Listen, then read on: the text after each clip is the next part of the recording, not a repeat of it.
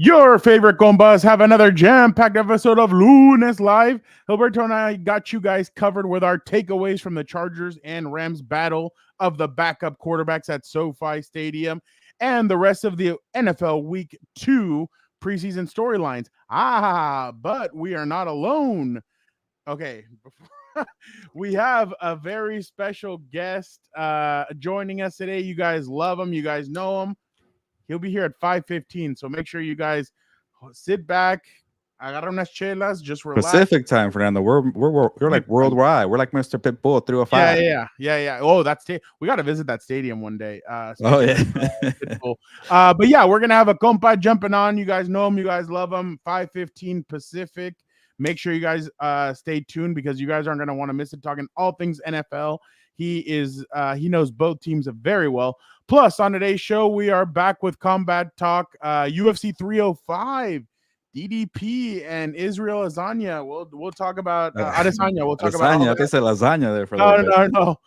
And we will get into some quick hits on WWE boxing. Time permitting, Vic, the producer, will jump on to talk about NFL Crossfire, and we will close out with Una Mas again, time permitting. But all right, Gilberto, don't you have an engagement question for our viewers and or listeners? I do. I'm a little annoyed because it's gotten to this point. You know, Tyreek Hill keeps calling out Noah Lyles, the guy who won the gold medal in the Paris Olympic Games and the 100 meters. And the Cheetah says he wants to race Noah Lyles. But get this, he wants to race him in a 50-yard dash. That is half the distance of a 100 meters. We get it, yards, meters, keep track there. That is less. So maybe the Cheetah has a chance to beat Noah Lyles. And, you know, come on, I get that he's fast in the NFL, but when you're talking about an Olympic champion in the 100s, I think I'm on side with Noah Lyles. But, you know, we're getting to a point where we're actually curious. We want to see what the Cheetah does against the Olympic champion. So let me know in the comments, can Tyreek Hill beat Noah Lyles in a 50-yard dash? Remember, it's not the 100 or 200. It's very quick. And Tyreek Hill, we're known for that peace sign right there. But let us know in the comments for Tyreek Hill versus Noah Lyles 50-yard dash and on pay-per-view. I bet you in the offseason, Fernando. $50. Would you pay for that?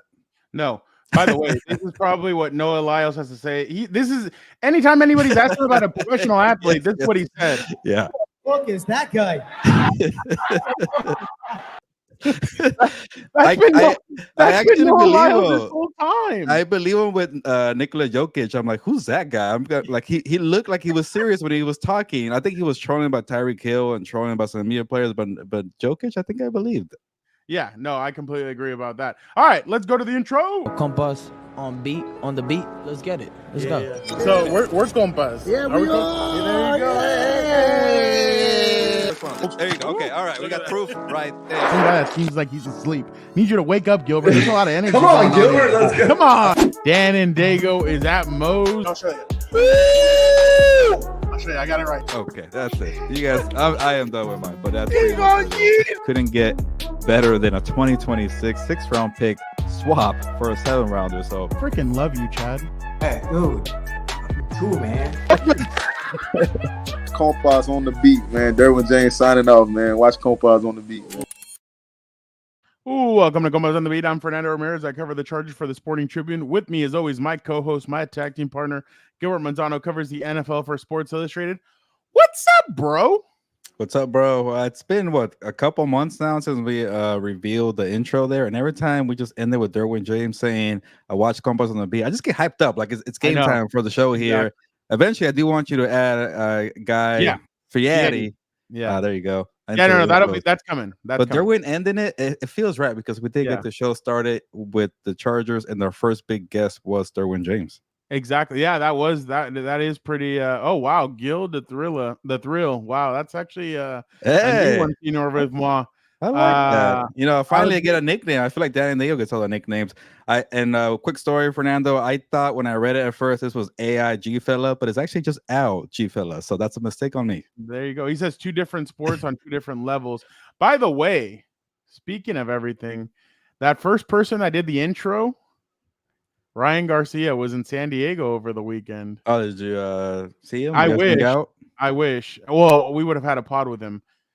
he got thrown out. Well, allegedly got thrown out of a bar down here. Allegedly. I didn't even care where he got thrown out of. It sounds right. He got thrown out of somewhere. Yeah, he got thrown out of a bar allegedly Okay. last night out of Double Deuce near Petco Park. I seen that. Yeah. Yeah, I thought that was, or it was either last The night or over mechanical the bull weekend. there, right? Yeah. It was over the weekend. I thought it was last night because they posted the video late last night. So I was like, wow. I'm like, all right. And then Devin Haney misses when he tries to punch somebody at the Orange County. I was gonna fair. say, was that the OC fair? I was actually there like a week ago. Yeah. Jesus, So Devin. I don't know what is going on. And Who's then having a worse, I guess, aftermath from the fight? Devin Haney or Ryan Garcia? I still think it's Devin. Devin said it feels like, he tweeted out, it feels like the sport needs something. I'm gonna come back. And then Ryan's like, I'm literally LOLing. Like nobody wants you back. He couldn't even knock out a regular civilian at the freaking fair. I know. So let me ask you a quick. Well, with me, it would have been. So yeah. Let me ask you. Could they do this fight in Turkey or in Saudi Arabia? Why Turkey? My bad. His Excellence from Turkey. Could they do that in Saudi Arabia? Yeah, my bad. Honestly, I want to know if it's pronounced Turkey, because you always just hear His Excellency. Like, okay, like so what's his actual name? I want to hear it pronounced. We got to do a YouTube video or check it out. But maybe we'll get him on the show. How about that? Yeah, there you go. I like that, Fernando. But if he said you can't have him there, maybe it's not a sanctioned fight. Also, maybe the rules only apply in the U.S. I thought maybe because Saudi is getting more involved with the whole boxing landscape that they will, uphold the 1 year suspension. But if there's some way around it, it would be in Saudi Arabia, I guess. I would love it. I would love Devin, because what do you think what do you think they'd get him for? Money? 50 million to Ryan and 35 to. That's way too much for those guys. That's like Canelo territory. Really? I think for sure Garcia will get a good amount, and then Devin, who put his life on the line after the last time, it will require some big chunk change. But if you say those numbers, I think they'll do it for sure. Yeah, I think if you want to do a huge card, I'm not saying them main event, maybe co-main event, but I feel like they would do something big. I'd love to see it again. I don't know why. And I've already seen it once, and I know that what happened the first time is going to happen again.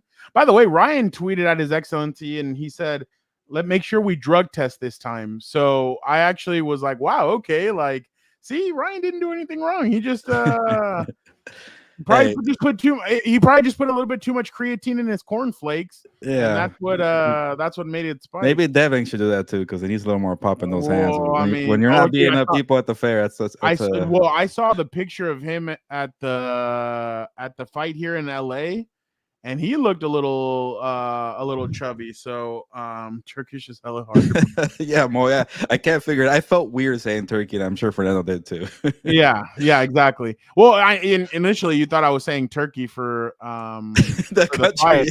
I meant in Saudi Arabia. But yeah, no, but I also feel weird calling him his excellency. There you go. Yeah, it feels. I mean, I just say Riyadh season promoter, a guy with a lot of money promoter. Hall of Fame Riyadh promoter. Nevada Boxing Hall of Fame and 1 year promoter. Folks, we are about a minute away from our special guest jumping on, so make sure Charger fans, Rams fans, NFL fans, make sure you guys are tuned in. Make sure you let people know, because it's about to go off right now with our special guest. So make sure you guys are ready to go for that. You would have Ryan winning again, right? Yeah, definitely. But I don't think either guy's in shape. So yeah. Oh, that's true. Well, I saw Ryan a little chubbed up also on in that video where. Well, at least on good news for Ryan Garcia, because he is a friend of the show. At the end of the day, I saw there was good news with his mom. I think she is in remission. Is she? I think I saw a video where she came out the hospital, and it looked like it was good news. So good for her. Yeah. By the way, real quick, I saw on a podcast that Roman Reigns supposedly is still going through stuff for his. Remember? Really? Yeah. So he had cancer, right? Yeah. He had a leukemia. Yeah.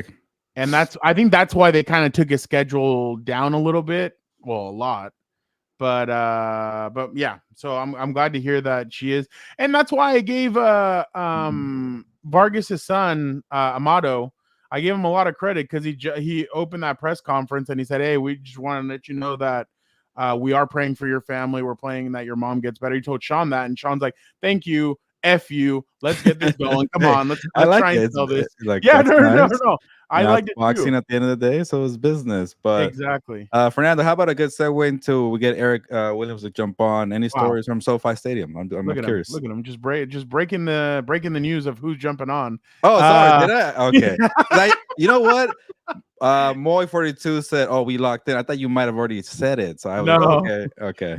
But yeah, you should be locked in, Moy, because we have a very good guest. You want to hype him up in a bit, but yeah, exactly. Oh, by the way, well, Vic, if you could quickly tweet out the link and everything, and tag Eric in it, that'd be great, so people know. I forgot to say that earlier. we gotta get pay the $8 there. Where's where's the tier to give us more money? One thing is I overate, but I mean, I guess that's a story for.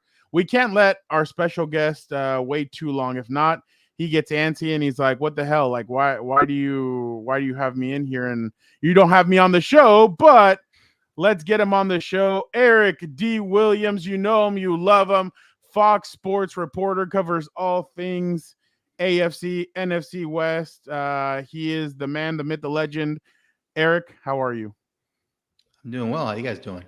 Doing well, great. Eric. Are you tired of Fernando already? You keep going on these road trips with him to Oxnard, road trips to Irvine or Costa Mesa. Like, you got to be tired of the guy, right? No, because what he doesn't know is I'm creating a book called Writing with Fernando. I don't know if people would no, Eric. Some people. Oh, believe me, they'll read. Some people wouldn't like our conversations that we. Well, there'll be a big chapter from Dan and Dago's takes, right? I'm assuming. Oh yeah, that's like a whole separate book almost, really. I will buy that. I will do that. Speaking of which, Gilbert, if Eric has a son, shout out to his son, Isaiah. Isaiah, yeah, thank you. Gilbert, what kind of hairstyle do you think Isaiah has? Look at his father. What kind of hairstyle? He's not going for the shaved head look. I don't think he's going for that. But I think I've seen a couple of pictures. I think he's rocking the curly hair, no? Oh, yeah. He has a full set. Eric, why does he not want to cut his hair? Because he's afraid he'll look like me in a couple of years. He's running like Corbin Blue from High School Musical.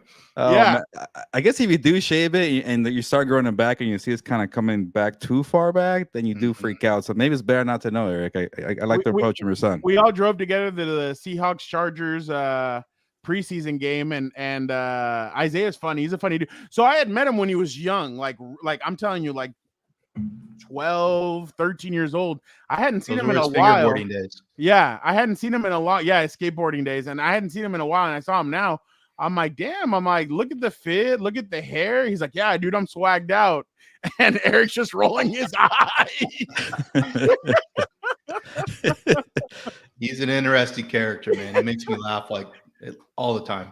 Oh, he had me dying in the car, but yeah, it's been interesting traveling all this time with Eric. We got another one coming up, Raiders Chargers in a couple weeks, so that'll be a fun one. But Eric, right off the bat, man, we got to ask you.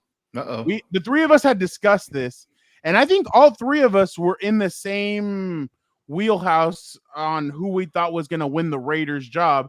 They go with Gardner Minshew. Eric, thoughts on Gardner Minshew taking the starting job over AOC? Yeah, I think all three of us were in Costa Mesa at the same time to watch the Raiders practice, and we got an up-close view of Aidan O'Connell and Minshew. Got a chance to talk to Tom Telesco, former GM with the Chargers, now with the Raiders. I kind of always thought it was going to be Gardner just because of the amount of money that they paid him. 2 years, $25 million, $15 million guaranteed. Knowing Telesco a little bit in his history with the Chargers, they never want that kind of money to be sitting on the sidelines. They want their money on the field. And if all things were equal and really out of those two guys, nobody really grabbed the job when you watch them both in practice and in preseason games. And so why not go with the guy that has a little bit more experience, that's making more money, and see how he does out the gate. There's a lot of stress on winning games early, which makes sense because Antonio Pierce is just a year off of removing the interim tag. So he's obviously wants to win games to keep his job, really. And so it makes sense to go with the more experienced guy. This is an organization, a team that turned the ball over 24 times last year. So a guy that can maybe help limit turnovers, I think will be important. He's got a little swag to him. He's got a little Jim McMahon to him, with the headband and kind of the moxie, I guess, is one word that Telesco used to describe him. And so, he kind of just looks like a Raider. When you watch him out there on the field, he kind of fits that franchise and kind of their culture. And so I'm interested to see how he does, but I also understand that it's probably going to be a short leash. If they start off 1-3, 2-4, I would expect Aidan to be in there at some point because, again, they expect to win games. And also watch that interaction with Adams, what that is like on a weekly basis, because I do think that's going to impact, who's in the game. Yeah, Eric, I was thinking that, like, who's going to make Davante Adams happy, at least through the trading deadline where, like, hey, you're pushing the ball down the field. You're giving me opportunity. It might not be the best pass, but give me an opportunity to make a play. And I feel like Minshew does that with his backyard style, throwing the ball down the field. I feel like with AOC, yeah, there's some upside you haven't seen, but how high is that upside? It doesn't feel like it's too high. Obviously, he's on a first-round pick. But from the start, it felt like Pierce wanted AOC because he kind of got him the job, which ironically, those couple of wins with the Chiefs and the Chargers knocked him out of the top 10 pick to get a quarterback. So AOC helped himself there. But like what you said earlier, Eric, I thought maybe it felt like a fair shake for both guys. If Tom's guy is Minshew and AOC is Pierce's guy, go earn the job. Nobody did. So now Double T there is like, hey, AP, can I vouch for my guy? Do you have an open ear here? And I think that's what it felt like. So I don't know what you guys felt, or Fernando, you want to give your thoughts here, but it just seemed like at the end of the day, it's like Tom Telesco who paid him that money. And for now, to your credit, you did bring him to the point that, yeah, maybe he never worked with Minshew, but Minshew worked with Shane Steichen, who Shane Steichen worked with the Chargers for many years. Yeah, no, and that's exactly what my point was, is that obviously bringing in Minshew was going to be competition for AOC, and you can't just give him the job. But I really think that I'm sort of wondering how short the list. So let's just say, because obviously Gardner right away is going to get Jesse Minter's scheme. Nobody knows what this scheme is going to look like because it's been in college, but you don't know what it's going to look like in the NFL. So Eric, my question to you my question to you is, let's just say Gardner first in the first half throws 2 picks and the Chargers are kind of up. What do you think? Do you think that's how short the leash is? Wow. Or do you feel like it's games, like you said, 1-3, something like that? Or do you feel like right away, 2 interceptions deep, Chargers are up, like, let's just say 21-0 going into half? Is that when he pulls the trigger and says, you know what, let's try something else? And how, because obviously it's going to depend on how tight what's his name? Antonio Pierce feels it, how hot it gets in there. But how do you feel like how short do you think that leash is?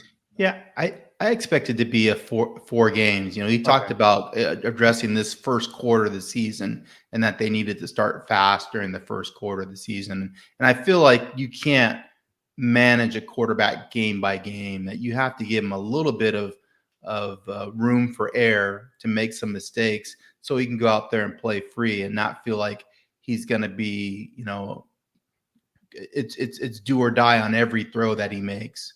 So if he does make a bad play or makes an interception, he's got to have the ability to kind of shake it off and get out there and continue to play, like a gunslinger, or at least, be able to throw it in there and kind of live with the results for a couple games. And so I don't think it's going to be, play a bad half and you're out. I could be wrong, but I would imagine he's going to give him, 3-4 game, run out and then address, evaluate, kind of see where you're at. Gilbert, can I say just 2 things real fast? One, I love how former players are the ones that divide it up into quarter, like the first 4 games, the next 4, like Anthony Lynn used to do that a lot. I've heard Dan Campbell say that, like, the season's divided into quarters. So I love that. But going back to Gilbert's point and to yours too, Eric, he was basically begging, like every press conference that somebody would ask him, hey, Aidan O'Connell and Minshew, and he'd be like, somebody needs to take this job and say, hey, this is my job. I'm going to take it. That's not what it felt like happened. It didn't feel like somebody just took the job. It felt like they went with who's going to give us the least problems and who could help us win. And I mean, let's be fair. Gardner was 1/4 down away from possibly winning the division for his team for the Colts last year and knocking out Houston. So I think Gardner kind of gives him a better opportunity. Like we said, though, we don't know how he's going to be able to do on this team, but I feel like Gardner kind of gives them a better chance over AOC. Now, my only question is, Gardner has been a backup in years past where he doesn't start off the season. He's the guy that comes in later. How is that going to be for AOC now being a backup after the season that he had last year? He probably thought, you know what? I probably deserve to be the guy. He's not the guy. And now he has to come in and be a backup. So I wonder how all that's going to go. Yeah. I want, let's end this here and just think about this. I just thought about it, Eric, and sorry if I cut you off. But, no. Gardner Minshew did not have that strong of a defense last year with the Colts. And they were okay. They weren't the best, but they still won 8-9 games. Shots at Gus Bradley. I'm sorry. But the Raiders feel like they have a better defense. And I'm blanking on the DC's name. Oh, Patrick Graham. It feels like they might have a top 10 defense. So maybe they just saw what happened last year. You kind of just do simple math, 8-9 wins with that defense. With our defense, maybe it's 10. You make the playoffs. I don't know if you guys buy that kind of math there, Eric and Fernando. Oh, I think they're going to play similar to how Pete Carroll played with Seattle when Russell Wilson was a quarterback his first 2 years. And, really lean on your defense, run the football with Zamir White and get in those 2 tight end sets and do some play action off of that and take some shots when you can take shots. But really, you're trying to manage the game. You're trying to keep away from, the more potent offense, that you're going to be facing. Whether it's, potentially the Chargers, although they haven't looked so potent when you've watched them in the preseason. Obviously, the Ravens is their second game that they'll have to deal with on the road. And then I think they have Cleveland, and I can't remember what their 4th game is. So, yeah, just game management, is what you're expecting from Minshew. And then when there's plays to be made, make those plays, create some chunk plays, with Adams and with Brock Bowers as well. It's at Chargers, at Ravens, Panthers go there, and then Browns come there. So that's how that is going to start off. All right, Eric, let's move on to a team that you covered for numerous years. But by the way, you missed a hell of a game on Saturday, Eric. You would have had a lot of fun at the stadium, and so would you, Gilbert. You guys would have had one. Food was actually pretty good, by the way. I can't complain. They had tri-tip. They had lemon pepper wings. They had some good. Nothing negative from the SoFi Stadium cafeteria. That's a rare day, Fernando. I know. And what's crazy? So they had fried chicken at the beginning. They ran out and they put some spicy ass fried chicken. People were burning their mouths. Wow. So I thought that was actually pretty funny. But before we jump into some Charger talk, Eric, first off, what do you make of this? Great. It felt like the music should be playing. I thought I heard music. Maybe it felt great. It felt great.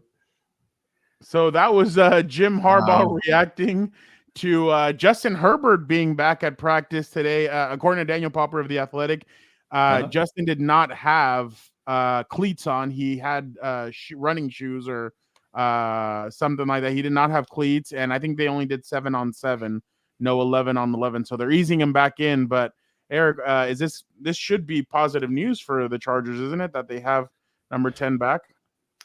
Yeah, well, I guess the first thing I do is check, Harbaugh's Gatorade bottle to see what's going on there. And then the second thing I would say is it's obviously great news. I'm glad he heard music or whatever was going on with what's happening there at the practice facility. But I'm interested to see how they manage Herbert over the next 2 weeks, like in terms of his reps and how they ramp him up, and how they continue to kind of use Easton and Perez and other quarterbacks to kind of get ready for the season. But I would be interested to see, how Justin's moving over the next couple of weeks, and does he look kind of like his old self? Eric, there is no other quarterbacks. It is now just Luis Perez, Easton Stick, and Justin Herbert. That's right, because Max was cut, correct? Yeah, he was cut today. So and there was 3. And then there was 3. There should really be just one, because they are in trouble if Justin Herbert does not play a game. And I told Gilbert, Easton Stick, if he is cut, he's gonna find a home. Oh yeah, like you mentioned, Tom Telesco, who gave him that record of most inactive games with the same team and never get waived or cut. I don't know what the hell he did there to earn that record. I'm sure it's a record, Eric. I haven't looked into it, but the most inactive game streak has got to be from Easton Stick. It was like 4 years, right? Something like that. Wow, that's pretty strong. I don't know. I gotta look it up. But to get my points here, and first of all, if Harbaugh wants to hear music, you can play music during practice. Harbaugh, you don't like music apparently. For when Herbert returns, he has to have some kind of like hallelujah and like a spotlight, go down on Justin Herbert. Would have been awesome if that you happened. Need him like that. You need the son of Odin to shout out Dan and Dago there. But I guess if everything falls on Herbert, like it kind of worries me a little bit. Like it kind of feels like a top-heavy team. You got to have everything right. You got to make sure this guy stays healthy, or you're screwed. But what can you do, Eric, at this point to get a backup, because it's so late in the game? People, I don't know if I'm going to believe it, but I was in Denver for my training camp tour, and everybody was hyping up Zach Wilson there. So maybe you go trade for Zach Wilson, or like Fernando mentioned, go get a DTR from Cleveland. Do you kind of search the trade market, or you just roll the dice like Harbaugh's kind of doing right now and say Herbert's going to be healthy? We'll worry about the rest later. No, I definitely think during final roster cuts, you monitor the 31 other teams and see who might shake loose, who you can claim on waivers and add. And if they're better than what you have, which I think there's a good possibility of that happening, you bring them in, whether it's Zach Wilson or, somebody like Adrian Martinez that played in the UFL, was the MVP, competing for the third job with the Jets. There's a lot of names out there. Hundley, I think we've talked about him a little bit. PJ Walker competing for the third job with the Seahawks. I just think you look and try to, find what the best fit is in terms of maybe you get lucky and you find somebody that, is familiar with your scheme that can come in and be either a second or third guy. But ultimately, I think the Chargers are like most teams. Like if the starter goes down, you're probably in trouble. You probably don't have a chance to reach the postseason. If Mahomes goes down, do we think Carson Wentz is going to lead the Chiefs to the Super Bowl? So I was going to say, Fernando's high on Carson Wentz. Well, Fernando's high on a lot of things. So I don't see Carson Wentz leading them to, the playoffs. Sorry. Anybody, if you work with Sean McVay, Fernando's going to love that quarterback. That's all it is for him. Baker, I told y'all Baker Mayfield last year, and look, if he were, hyping up Sam Darnold too, or been watching Stetson Bennett in preseason. No, I don't watch Stetson Bennett. Gilbert already knows my assessment of Stetson Bennett. He's not good. The way he prepares pregame for the game. I think he pregames a little too much. But no, I think being in that system, I think being with Sean McVay last year could have helped Carson. I think, but Andy Reid would just simplify and scheme around Carson and try and help him out. But I agree with what you're saying in that sense. So let's just say, in a weird world, they go with whoever is left on the team. I don't believe that's going to happen because I think Harbaugh's too smart. I think Huntley would probably be their best bet if we're going somebody off of that system because he's been on the Ravens before. He has that connection. Let's just say in a weird scenario, they're going to go with one of the two, Easton or Luis. What route would you kind of go with that? I think it would be Easton just because he's familiar with Justin and familiar with the organization. And, I think it's important for the organization to have somebody in there that can help Justin prepare for the week. And Easton has done that, for several years. I think Louise would be better thrown into a game because he's played more football than Easton has played. When you look at how many reps he's gotten in the UFL, and obviously the UFL is not the NFL, but when you watch Louise in there, he's comfortable. He's throwing with anticipation. He has command of the huddle. He's getting guys where they need to be, even though he hasn't been running that offense for very long. The offense just seems to run smoother from my eyes watching Louise versus Easton. I think he's a more accurate quarterback too. I think he puts the ball where he needs to put it, and Easton is missing on a lot of throws. That said, I feel like Easton is a better athlete. And usually when your backup's in there, you have backup offensive linemen, and they're going to have to run around a little bit. I know when I covered Mike Holmgren, he used to always say he wanted a more athletic backup, and that's why he always had Seneca Wallace, because usually when your backup's in there, the legend of Iowa State before Brock Purdy or Seneca Wallace. Yeah. And so he always wanted a more athletic guy that could run around a little bit, because usually the protection was going to be very good, and you needed some guy that could create. And so that kind of lends, to maybe Easton, being the guy that you can throw in there. But you also have to run your offense to fit his skill set. And I didn't really feel like Roman was doing that. I did feel like he did that last week. Yep. You saw more called runs. You saw more, movement of the pocket. And you saw some bubble screens and some short stuff to kind of give Easton some confidence, which I think helped him. He had that one drive until you formed about the 1 yard line. But that was a good drive overall. It was a good drive. just keep the ball. Just keep the ball, Easton. He didn't finish, unfortunately. Let me ask you real quick, Eric. Just don't you feel like maybe the UFL should be something that teams can send their backup quarterbacks to? I mean, they would get the reps. Yeah, maybe they get hurt, but you could just, in a sense, you could go get another guy. But I feel like maybe that's where the UFL and the NFL should kind of partner up, where they send their backups. And not everybody's going to want to send their backups, but you send a guy like Easton to go get those reps that you're talking about. Mm-hmm. You go send NFL guys that you think, oh, that's my backup. But you know what? Maybe being in the spring ball, maybe that'll help them kind of elevate and get those reps. Do you feel like maybe that's something that the NFL should be doing and teams? I think they're working towards that. I think ultimately the UFL would like to get to that point, kind of like we have with NFL Europe, and you saw guys like Kurt Warner and John Kitna.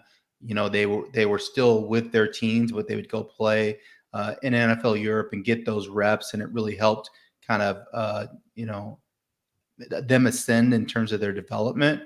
So we may see that, in 4 to 5 years. I think ultimately they want those franchises to be bought by, people within those markets, ownership groups. And then they'd like the NFL to be involved and be able to send guys down and get those reps and still have their rights, and they could come back up and play for their whatever teams they belong to.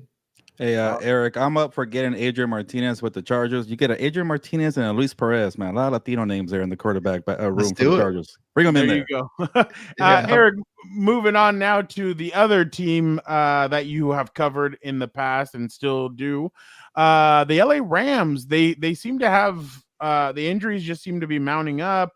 Mm-hmm. Matthew Stafford did return to practice, I believe, today. Yep. He returned to practice today. Just what are you making? Are they in trouble with all these injuries? Do you think some of them are just, hey, the season's coming up, let's just hold you back a little bit? Kind of the way it seems like Harbaugh's kind of handling it, where it's like, hey, you feel something, just sit out, relax. Or what are you making of all these injuries? No, I think it's exactly what you just said. I think most of them are minor, and they just want to make sure that those guys stay healthy for the start of this season. I think that's what they're doing with Puka. Jonah Jackson actually returned to practice and did some individual work. He's been dealing with a shoulder issue. I believe the 2 tackles have ankle issues, but I think they're minor, and they're hopeful that both those guys can get back. Alaric Jackson, left tackle, and Havestein, the right tackle. I believe those are the main ones. I think Ernest Jones has been out too, the middle linebacker. I can't remember Ernest's injury, but I think the thought is that he's going to be back for week 1 as well. So I think, when you're dealing with McVay, he's all about guys getting to week 1 healthy. He doesn't play his starters during preseason. He will give him some run during joint practice. But if there's any kind of possibility that something could be made worse by getting out there, he's going to err on the side of caution and hold guys out. And that's why he held Matthew out with the hamstring issue. He just was being extra cautious. Eric, I think we asked you maybe a month ago how you felt about the Rams, and I think it felt like you're okay with them, being a wild card team or maybe getting 10 wins. Now a month later, thinking about the injuries, thinking about Matthew Stafford's contract dilemma. It feels like it's one more year, and then let's see how it goes, or we'll just break up and go our separate ways. Sometimes that could be a little concerning when you have some kind of drama behind the scenes. And also the big thing that I feel like a lot of people are overlooking, or maybe you're not, but the Aaron Donald thing, like how do you adjust without Aaron Donald? And also, can you have some guys step up in the secondary and stay healthy? You got some older guys there. Like I keep going back and forth. Like I like the Rams one day I don't. And then I see a bunch of injuries happening, and then I see guys coming back, and I'm like, okay, maybe they'll be fine. But I guess for you, how do you feel maybe a month or less for the season? Daniel's not a fan of the Rams going into this season, by the way. No surprise. We talked about that. Oh, okay. Is that in the book? That'll be in the book, yes. Be a lot of 4-letter words that can't be printed. I know you mentioned the Aaron Donald thing, but I actually think they look okay up front when you watch them. When you watch Kobe Turner and Byron Young and Braden Fisk, who they drafted in the second round, and Jared Verse, they look like they can get after the quarterback. I would be interested to see how they stop the run, because I do think at times at joint practice, the Cowboys were able to run the ball on them. Yep. And so, I think that's a concern. Their front seven and being able to consistently stop the run without Donald there. And then I still have concern with the cornerbacks, with those guys being a little bit older and how they're going to hold up for the duration of the season. I feel like the Rams, their starters are pretty good, but I don't know about the depth behind those starters. And like you talked about, and I think that's why they're being really cautious about, starters getting dinged up and not getting them out there, is because they know their depth behind them is not as good. So if they lose those guys, particularly Stafford, if Stafford is done, I mean, I love Jimmy G, but I don't see that, happening for them being a 10-11 win team if Stafford's not able to play a bulk of the season. Hey, Fernand's going to like Jimmy G in a year after he goes to the Sean McVay school of quarterbacks. He goes somewhere else. He's going to love Jimmy G. I don't know about all that. By the way, I did like what Jimmy G did that day that we were at practice, Gilbert. I know you did. You kept talking about it. Yeah. I told you about that, right? Yeah. No. Well, I don't know about Eric. Oh, there was a interesting fan that was in the stands, and the fan asked, "Can you sign my son's stuff?" She's like, the person was like, Jimmy. He turns, looks, and then kind of looks, and then double takes and goes, "Oh, I got you." After practice, he goes, "That's the only person that he signed her, or whoever it was, the individuals." Let's say it was a hot mom, Fernando. That's okay. Yeah. No, she was. Yeah, no, easy on the eyes, huh? Yeah. So he signed his stuff and then walked away. I was like, God bless Jimmy G. He did it for the kid. Come on, Fernando. Yeah, sure. Yeah, he did a great job, great service. It's all about them kids. But Eric, could this be a situation of you keep the picks, or do you think the Rams may be close? Like if they have the okay from Aaron Donald about, hey, if you guys are close, we'll come back. I'll come back. Do you think this could be a situation of F them picks, or do you feel like this could be like Sean McVay for the future wants to keep his picks and keep on building this team? Especially with the NFC it kind of has a question mark. It seems like the AFC has like the upper echelon, the middle of the pack, stuff like that. It feels like the NFC is kind of the 49ers have dominated it for the last few years, but it feels like it's more open. I think the Rams are about winning. And so whatever is best for, putting together a team that can win a Super Bowl, I think they're willing to do it.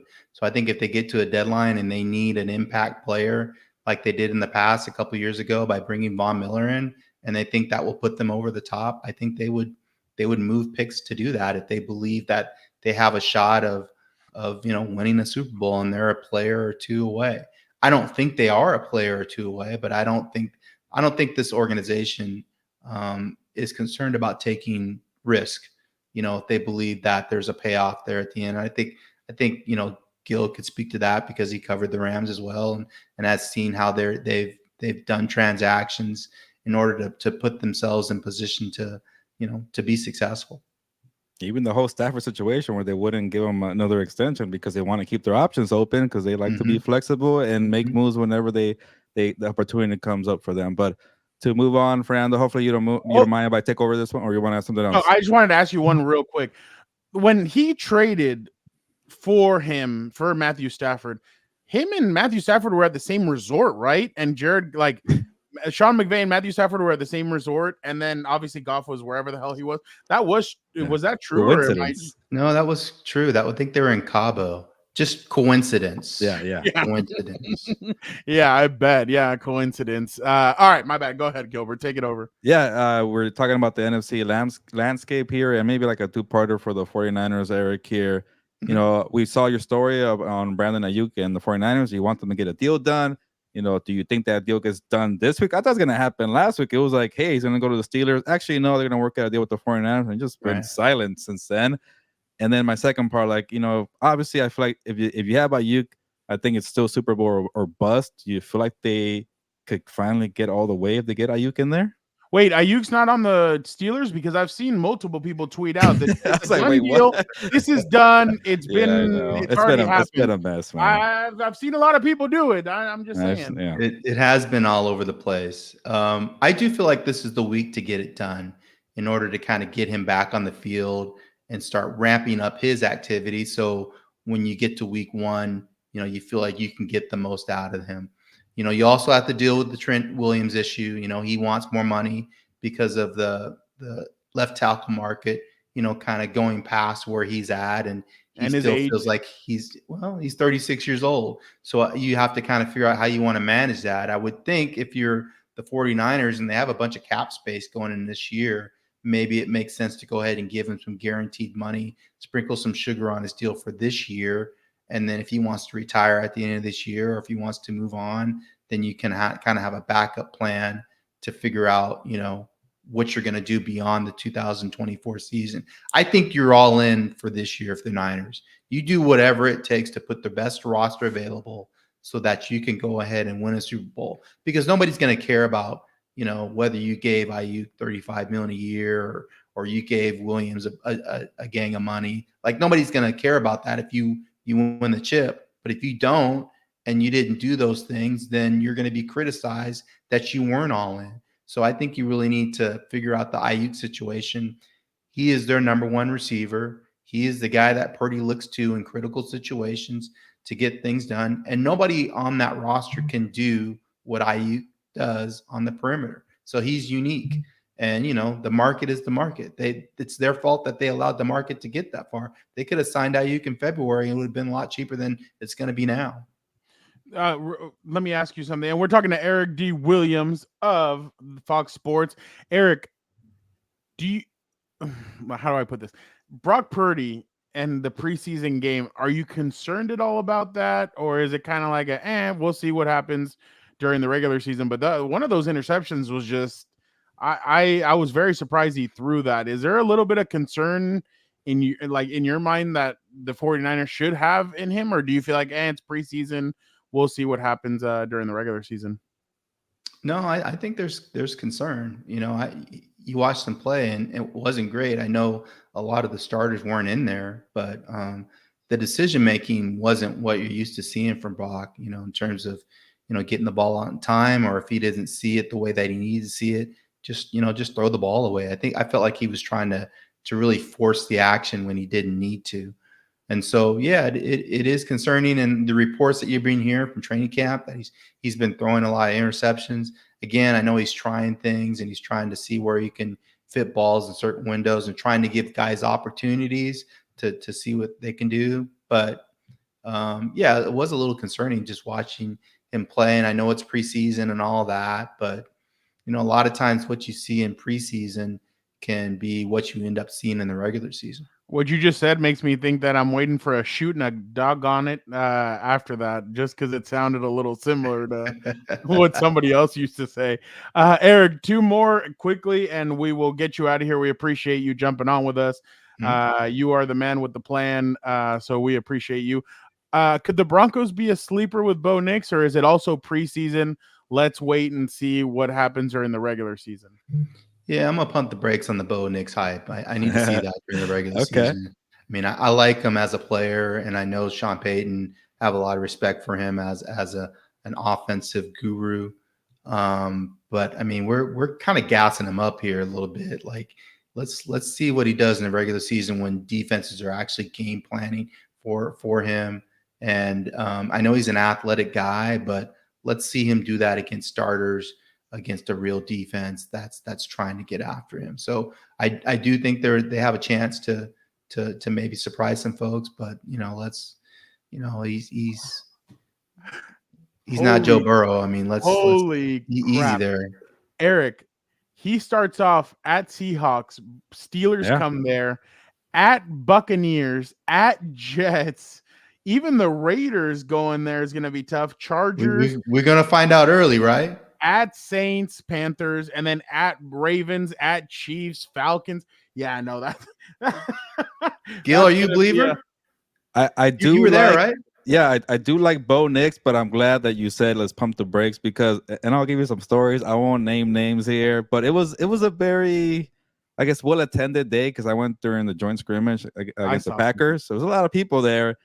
And I kid you not, there was a lot of like, whoa, amazing throw. Oh my, you can't believe what I just saw. And I'm like, it was just a quick throw to the middle to Cortland Sutton. It was I think maybe Tim Patrick had to jump up to get it. He got it. They completed it. These are nice plays. He has good rhythm, good timing, but it's not Patrick Mahomes throwing behind his back pass. So it's like, let's tone it down.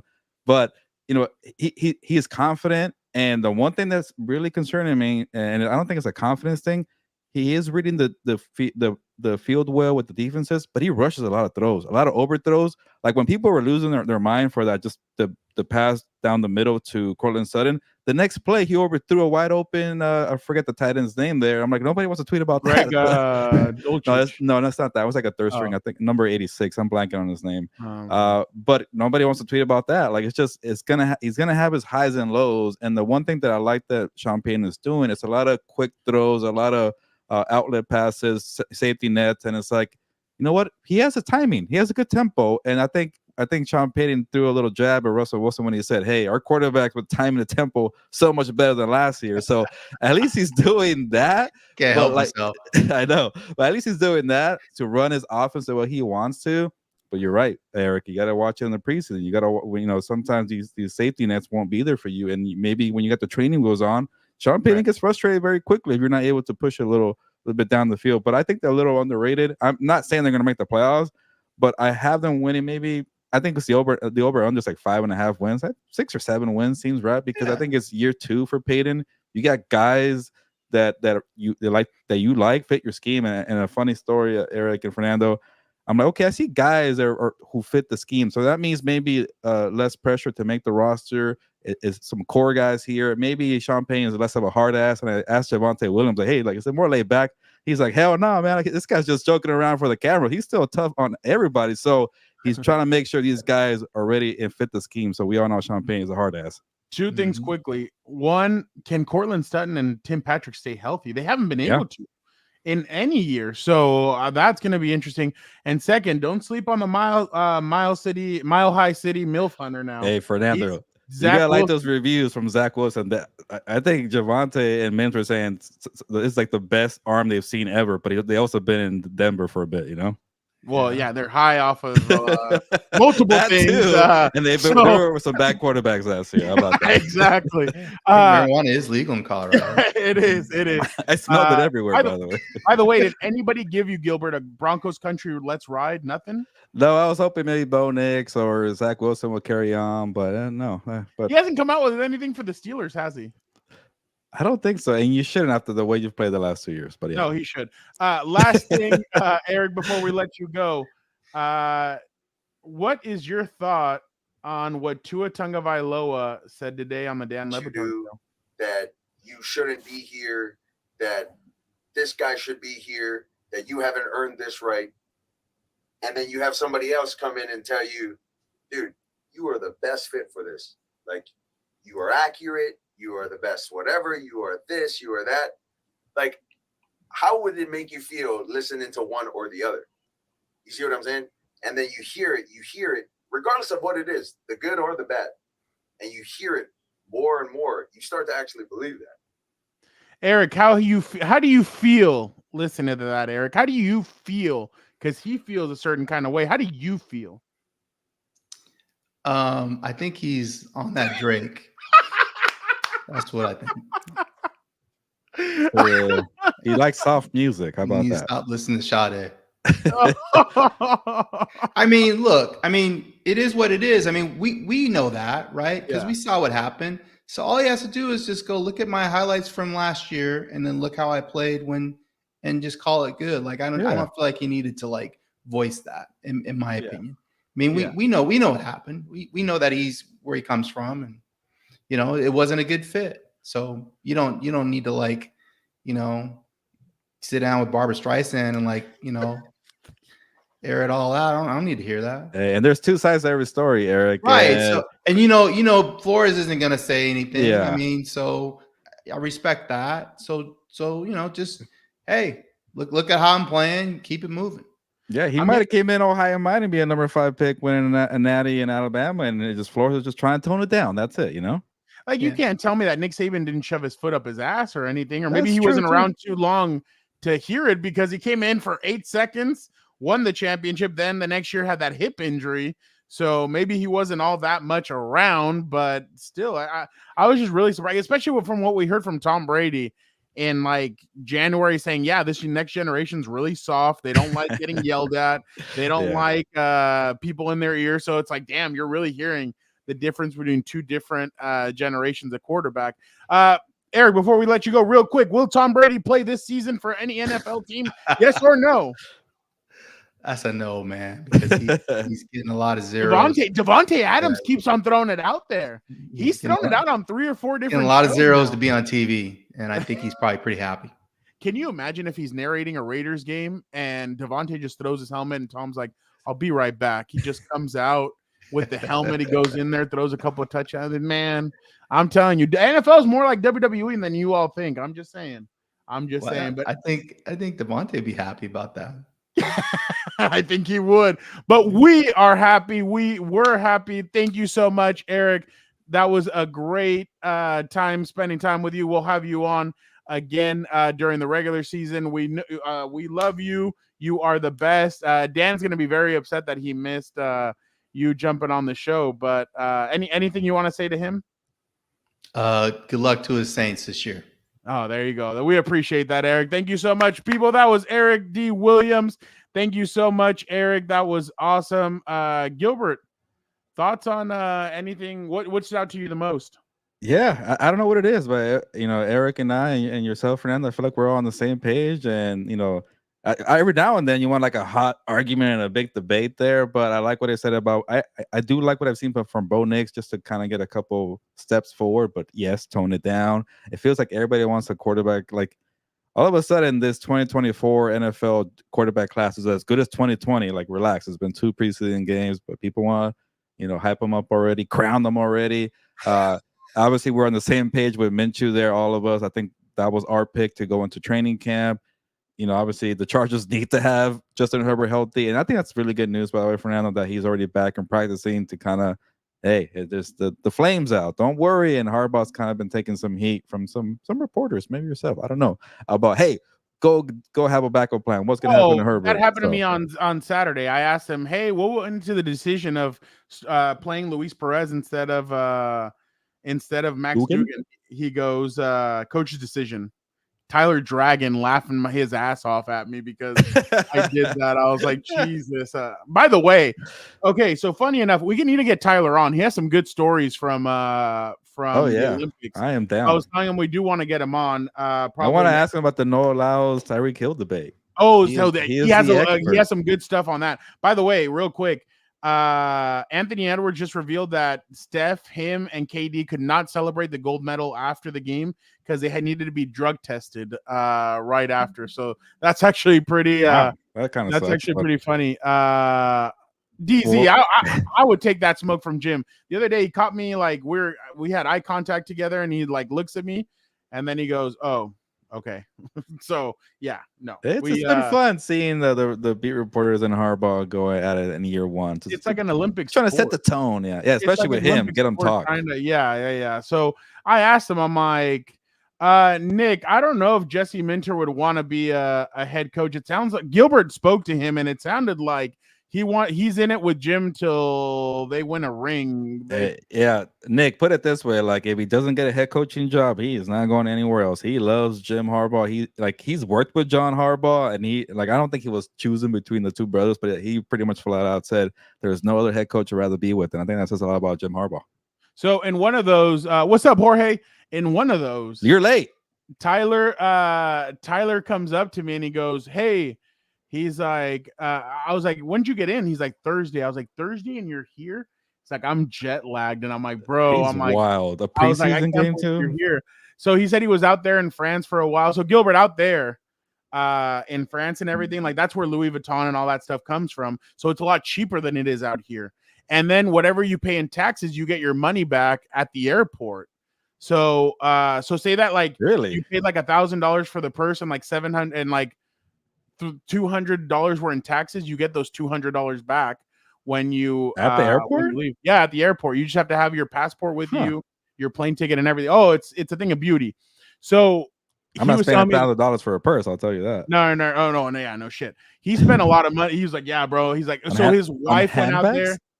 No, not just in general. His wife went out there. His son. Okay, that's cool. That's awesome. His parents. I think maybe her parents. And he was telling me that they all spent a week out there and everything. And what was my point? Oh, so he tells me, hey, this game's gonna be a little whack. Can you want to come over and talk to me? I talked to him for a whole half. He's like, bro, I swear to God, you made that way more entertaining than it should have been. Because I kept on narrating things, like I was saying things to him. And so he was just having a ball. But yeah, I told him, I was like, hey, we need to get you on. He's like, bro, you let me know. And we got you. So where did you say Louis Vuitton is cheaper? Jorge, in Paris, because it comes from out there. So all that stuff is a lot cheaper in Europe. That's why nobody, like a lot of people don't buy them here. They wait till they go over there. If they go over there, they buy them over there and then they bring them back. But the only thing is they don't let you bring a high quantity back because they don't want you selling them out here. Oh, no. That's in no, if you go to China, Singapore, and all that, they don't let you bring those fake ones out over here. Oh, yeah, from Timo and Wish. Hey, you know what? DZ's onto something. Watch out, Nike. Louis Vuitton going to be the next sponsor of the NFL Uni. That actually would be cool. Would be interesting. All right, Gilbert, let's go over to UFC 305. Obviously, Combat Compas. We love combat sports. A lot of stuff going on, right? Well, it's a little bit of a lull, but this was actually a pretty fun fight to watch. I was actually on my way back from Chargers. I put it on my phone. Dante was the one kind of giving me Dante Lascano, or our compa. He was giving me the play-by-play analysis.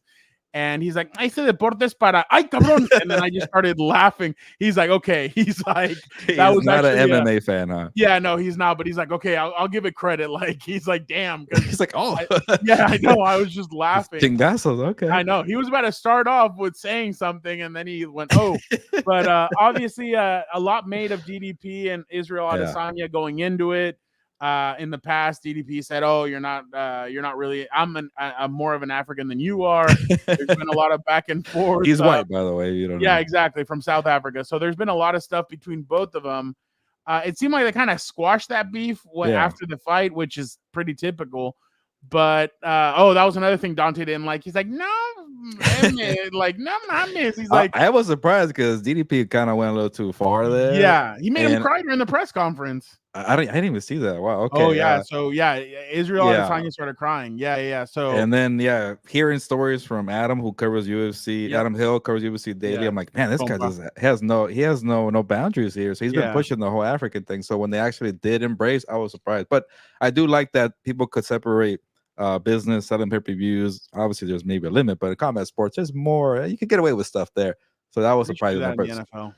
Yeah, it's a different game. But Well, yeah, because you have a coach, you have teammates. You don't want one guy individual, making the whole team. and you also you're all macho and you can handle it, which I guess Izzy cried. But go ahead, Fernando. Set up the question. My bad. I don't know if Tua could be in the UFC. Yeah, Brian Flores would not be in his corner. Exactly.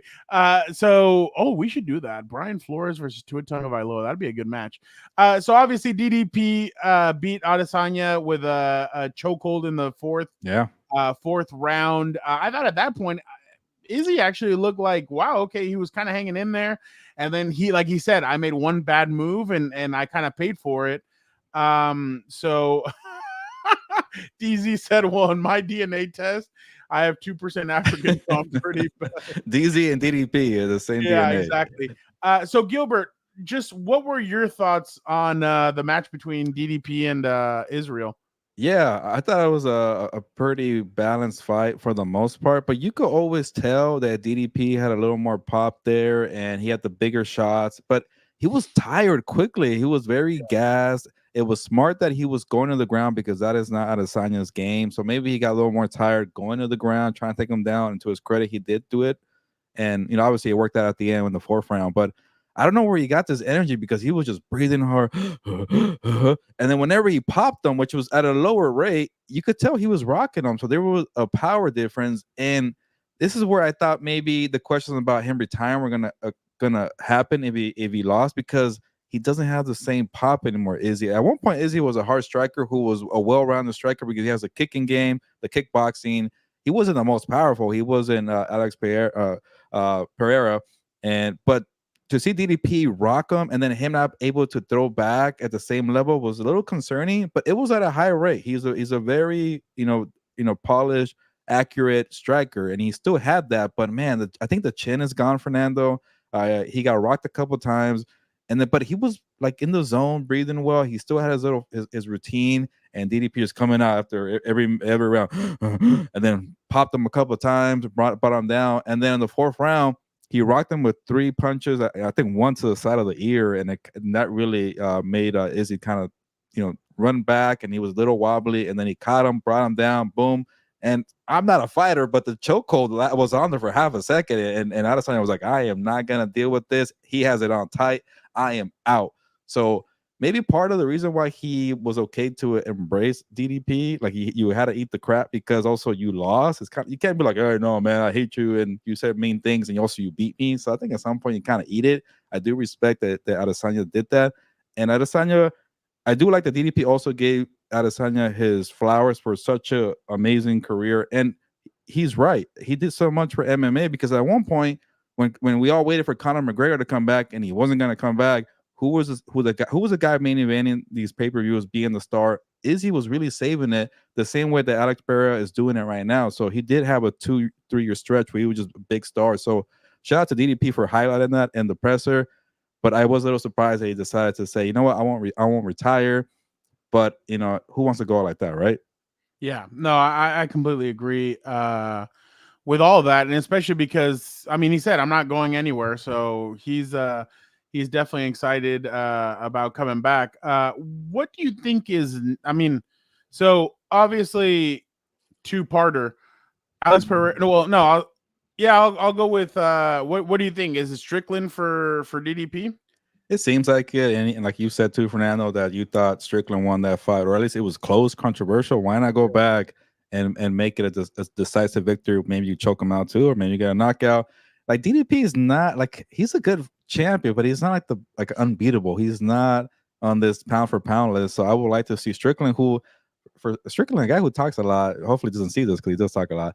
He's a little timid of a fighter, but he's more of a timing counter. And DDP is not like that. He's like I don't know. You open up the cage, the animal's gonna come out and just go at you. And that's why he's always breathing so hard. So it's a good fight there.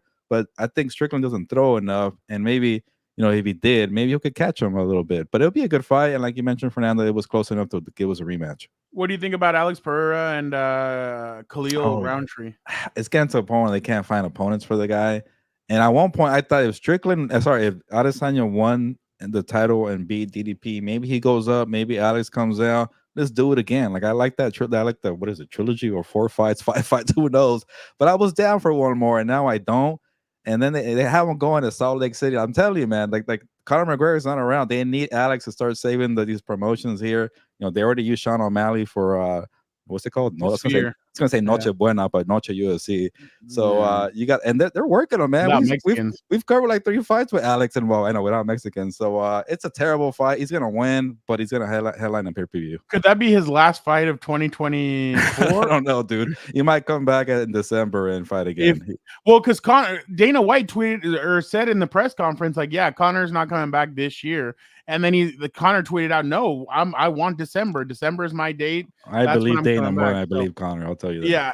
So lastly, before we get off of UFC, Alex Pereira said he wants to fight DDP at 185, and DDP replied he'd said he'd come up to 205 to fight Pereira for his belt. They both seem like they want a chance at the 180 at the being a double champion. Which one do you think is more likely to happen? One more time, DDP and who else? And Alex Pereira. And you were saying DDP will go up to challenge him. I like the cojones on DDP, but it's you're asking for a lot of trouble there, especially going up to his weight class. I could definitely, and like I mentioned, I think he's a good fighter. He's not elite, but I think Alex will definitely have his way with him. But honestly, I'm all about heavyweight for him eventually, Fernando. I think you are too. Yeah, no, I definitely would love to see that. Especially, we need to get this Tom Aspinall, John Jones, all this. We need to get that all resolved. By the way, and Little Daniel's been giving me crap about it, but I actually like that John Jones is thinking about going with what's the name? Who's that guy that they've been trying to set up that fight for years? Stipe Miocic. Stipe, there you go. I'm okay with him going with Stipe. Why do you want to jump in with Aspinall right off the bat? Jump in, try and do a warm up with Stipe, and then go fight. Have Aspinall fight Alex, and then the winner could fight John Jones. Why not? Okay, but there you go. But what I'm saying is that John Jones needs. He does. So maybe it's smart. It's without saying it. He's saying, "Hey, this guy owes it. I owe it to him." By the way, that fight has to be in Vegas. Why? Oh, regardless, I would want to go to whatever. If he beats Aspinall, I have to be there because I want to see Dana White's reaction. If John Jones beats Aspinall, like he's gonna come in there. Oh yeah, and he's gonna kick his feet up on the table and be like, "What did I tell you guys?" Like, I know something. Well, they haven't announced the Madison Square Garden card. They have not. I think they're eyeing that for John Jones, but maybe not. Yeah, I don't know, but I would definitely. By the way, Gilbert, right now, good news. Dr. Florio tweeted this out. Good news! You can buy Sunday ticket via the Apple App Store. Bad news! It costs $679. Worst news: with Red Zone, it costs $739. So isn't it cheaper on YouTube TV? Yeah. Who's going to pay $700 on Apple? I don't know. If you have a college student, which you do, Gilbert, you can get that for $20 a month. That makes me wonder. Oh, that's good. You go take advantage. I'm not gonna forget. Go take advantage of a student's profile account. Don't take advantage of a student. Sorry, I stopped myself in the middle of that sentence. Ryan Garcia will get me. But that makes me wonder because I do have YouTube TV, so I don't know the difference. If you have YouTube TV, you get a cheaper rate than the ones that don't buy it, which $700 sounds like a lot. This is why people are suing them. Yeah, exactly. All right, Gilbert, let's go really quick to WWE. I'll talk a little bit about what's going on lately. So Roman Reigns, the fans have really gotten behind him, and they've been showing him the love. They love that dude. Everybody's excited about him being back. The interesting part is that he kind of got written off of television for a bit. He got beat up by so in a sense, like everybody, all these reporters had said, "Oh, Jacob Fatu's not coming back."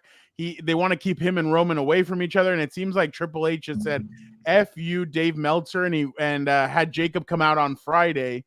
And he beat up Roman, and it was a good one. Like, he beat him up really well.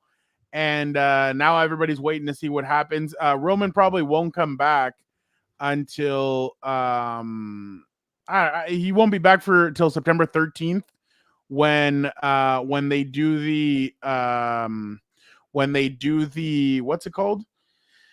when they switch over to the USA Network. Mm. So that he was won't strange to be me, there. Fernando. Like you go from a more eyeballs on Fox to USA, which they've been there a lot, I think, for Raw and all that. But it I seems think like a downgrade. SmackDown is gonna move over to Netflix. I think they're gonna test it out with Raw, and if Raw does really well, they're gonna be like, oh, that makes more sense over there, because if the and by the way, I heard an interview with God, who was it? Somebody said that they're not gonna force the cursing, the this, the that it's gonna be all it's natural, tasteful, natural. Yeah, exactly, because you don't want to force any of that. But and I'm asking another question: is it going to cost more on Netflix to get Raw? I don't know. I think it's going to be included, just like with Peacock. I think it's going to be included. Right. Paul Heyman was at Fanatics in New York. By the way, Gilbert, I think we need to go next year. It sounded like it was a big deal. It sounded like it was pretty cool. So Paul Heyman came out and spoke about when he's going to return, and then the bloodline and everything. This is a clip from a fan, so we'll be okay. You don't know if or when the wise man will return. You don't know who El Solo may or may not have in his back pocket ready to debut. You don't know what our moves, what Roman Reigns' moves, what my moves, what anybody's moves can be. All you know is that Roman Reigns is back. He's back to reclaim the title of Tribal Chief from Solo, and Solo has so much backup right now that Roman's in deep trouble. It was pretty glorious to see Paul Heyman back, even though obviously oh, by the way, hold on, Vic, my bad. You don't have to put that up. Oh yeah, you don't put it up. So this when Paul Heyman first came out, listen, this was pretty funny. Fuck you, Solo! Fuck you, Solo! If you're gonna whisper it like that, don't bother saying it. If you're gonna say it with some passion, damn it. It got worse. Okay. There you go. That was just hey, where was this Fanatics event, by the way? So Fanatics was a bunch of like they basically got a bunch of people, like athletes, to go. Like Peyton Manning was there. I saw Tom Mommy Brady out there, and I wanted to go out there. So I know. So they had a bunch of people out, a bunch of athletes, a bunch of athletes. I did see Peyton Manning, by the way, in Denver. He walked by. He did. By the way, I have not told Dan and Dago about that. I'm hoping that when he comes back, he listens to Peyton Manning say his top 5 quarterbacks in the NFL. Oh, yeah. I saw that. I think he'll be very excited. Yeah, it was. Yeah. So they had a bunch of people out there, and you would pay to sign autographs. They had autographs signed, take a picture, and everything. The only athletes that sold out was WWE. So it was kind of like a wrestling con. Like they had the entrances. They had a bunch of different things there. So it seemed like it was a great event. Like I hadn't seen anything like that. So I was pretty, I thought it was pretty cool. The way that, we got to find out where it is next year. Yeah. They'll probably have it in New York again, but I thought it was actually pretty, pretty cool to say, to see what they did with the whole event. But Solo and everybody, or what the WWE right now is doing with Roman is just it really is glorious. Like they've brought him back. Everybody loves him. Everybody is seeing what he's doing, and they're kind of waiting to see what the WWE, what they do. By the way, even Tom Brady, I hope I don't get hit for this one. Even Tom Brady went over to the WWE. Remember at in Philly, they had like an entrance thing. Even Tom Brady did it. Really? Hulk Hogan? Come on. He is old, though. I thought that was pretty funny, to be honest. I was like, wow, that's actually a really good one. But obviously, going back to the aspect of it, I think Roman is setting himself up for a good run. A lot of people are saying, hey, you haven't seen anything yet. Like, it's only going to get better from now. So, obviously, we haven't heard anything from The Rock. There's also some cousins down there in some of the other lower wrestling tiers that are making their way up. So there could be more there could be more stuff. Oh, that's actually a good one, Nestor. That's actually a really good one. So Final boss. Yeah, exactly. Jorge, if you missed it, just when this is over, go back and watch it. It was a really good interview. We'll have a video out also tomorrow with the full Eric Williams video for anybody that missed it. But yeah, Gilbert, I think they're in a good place with Roman. I think SmackDown kind of needs him, especially with some of the other wrestlers kind of missing right now due to injury. Seth Rollins is going to be out for a while, Gilbert. They wrote him off of TV. They're saying he won't be back till about the Royal Rumble. So yeah, exactly. The company is going to go up from here. Triple H is doing a good job. Going back to the that's the Roman aspect. Now at the Bash in Berlin, it's going to be Rhea Ripley and Damian Priest versus Liv and Dominic Mysterio. And I just want to say that in that match, Dom and Liv have to win that match. Everybody knows what Priest is. Everybody knows what Rhea Ripley is. Dom, you still have question marks about. And then Liv, people are still kind of like, is she a legit champ? I think they're both over. Like, I had never seen somebody go from a heel to an even bigger heel. Like, Dom was already hated and booed. Now it's getting even worse. And that's why, Gilbert, when I wrote in January, he's the biggest heel in WWE, you can't name me another heel. Even Drew McIntyre, you can't name him as a heel because there's a lot of people that cheer him. When I was in San Diego, the only people that were cheering for him were sitting right in front of me, and that's because they were friends of Dominic Mysterio. So everybody's booing him. I think Dom is so over. Again, I still do think that I think they should put a championship on him, whether it's tag team or something else. But I think Liv and Dom need to win this match. But I love their feud. I think their feud is amazing. By the way, Dom was on Impulsive with Logan Paul. Jake Paul. I listened to the whole Logan Paul. I listened to the whole thing. Dom is a very interesting dude, and I've interviewed him twice, and I thought he's an interesting guy. He's funny. He's like, the night that I kissed Liv, I got a text from my wife saying, "Hey, there's a spider in our garage. Like, we need to do something about this." And I just started laughing. He's like, my wife doesn't care. She knows it's work. She knows that I need to separate my work and my real life, and my work life and my real life. He's like, the funniest part is that Rhea and my wife met for the first time at WrestleMania in LA. And I was kind of like, damn, my work wife and my real wife are meeting. How is this going to be? And he said it was the best thing, that they were great with each other. So that was actually pretty funny. But yeah, I really enjoy. I think both of the biggest feuds in WWE right now are Solo and Roman, and Rhea, Liv, Dom. I think the Randy Orton and Gunther is a very interesting fight as well. By the way, Randy Orton said in an interview with Cody Rhodes that before he went out at King of the Ring and he fought Gunther, he ate a whole jar of Nutella and he gained 9 pounds off of it. Whoa. Yeah, he said he went a little bit crazy and that he shouldn't have done that. He's like, that's why I looked a little sluggish when I went out there. But Mimsy, how are you doing? We haven't seen you in a while. I hadn't seen a comment from you in a while. How you been? Hi, Compas. What do you guys see as the end game for this new version of the Judgment Day? Oof.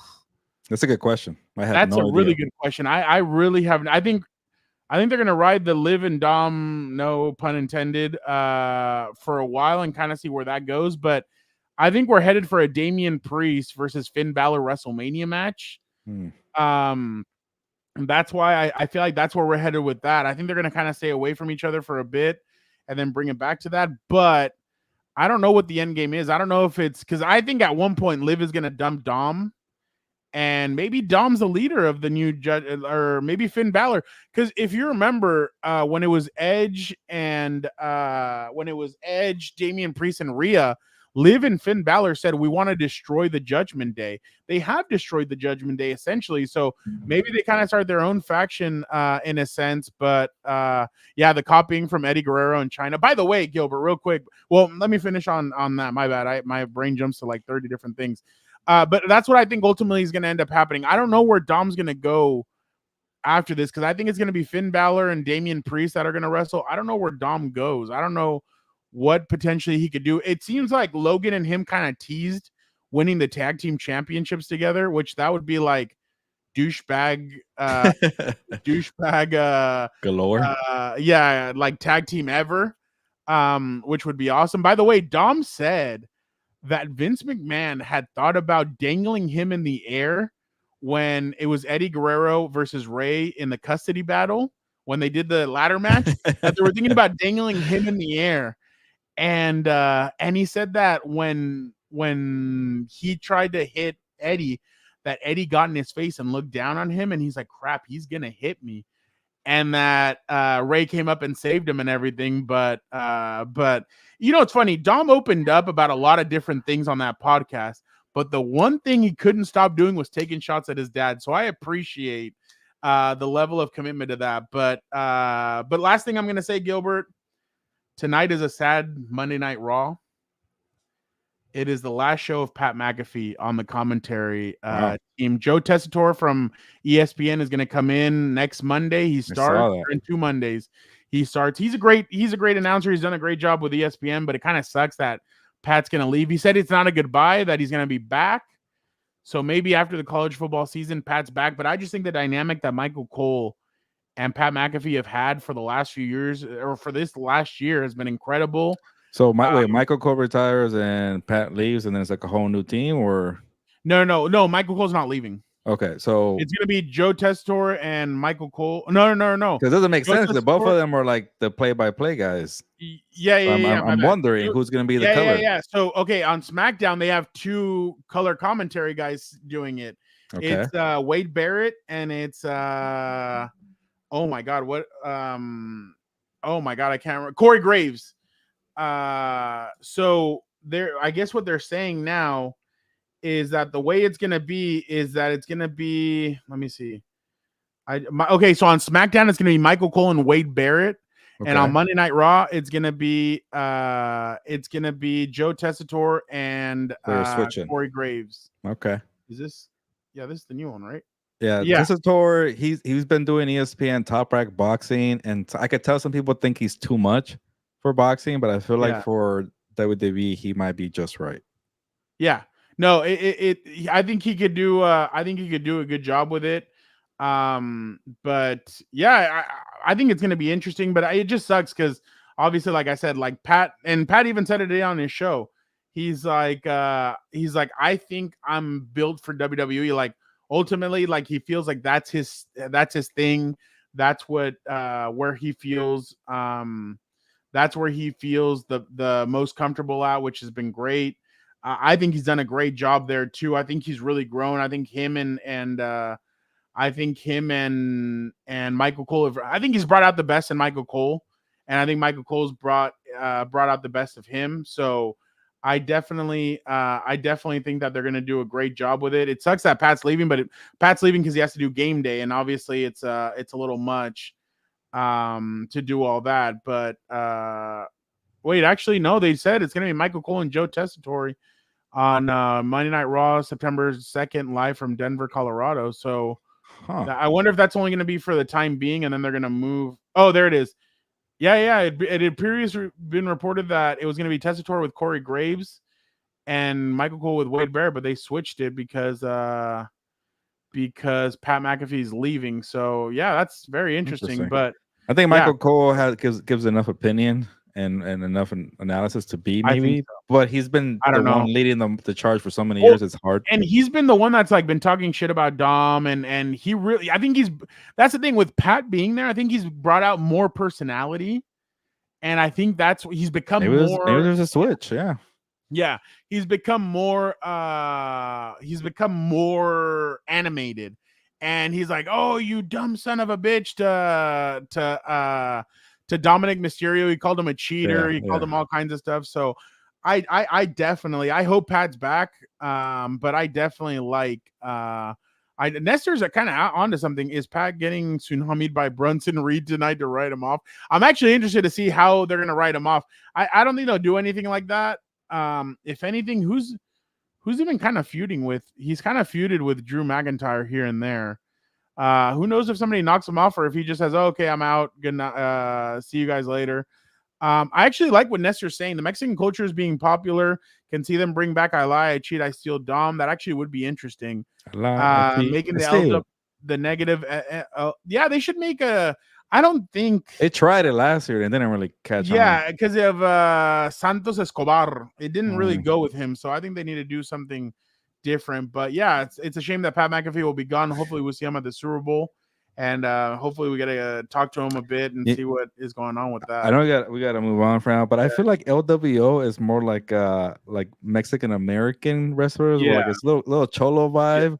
Yeah. And this new version of LWO was too Mexican, if that makes sense. Like there has to be like a happy medium to all of this. Yeah, and it just wasn't working. But I think that's the kind of sense I got, because you got. By the way, and Eddie back. Vic asked if Bad Bunny's going to come back. I saw somebody on AI, or somebody asked AI what the WrestleMania matches are going to be. Somebody said Bad Bunny versus Logan Paul. I'm like, oh wow, that actually would be really interesting to see that. What do you guys think of Odyssey Joe's joining the New Day? Mimsy, unfortunately, that's what sucks, Gilbert, about and people say, oh, it's scripted, it's fake, it's this and that.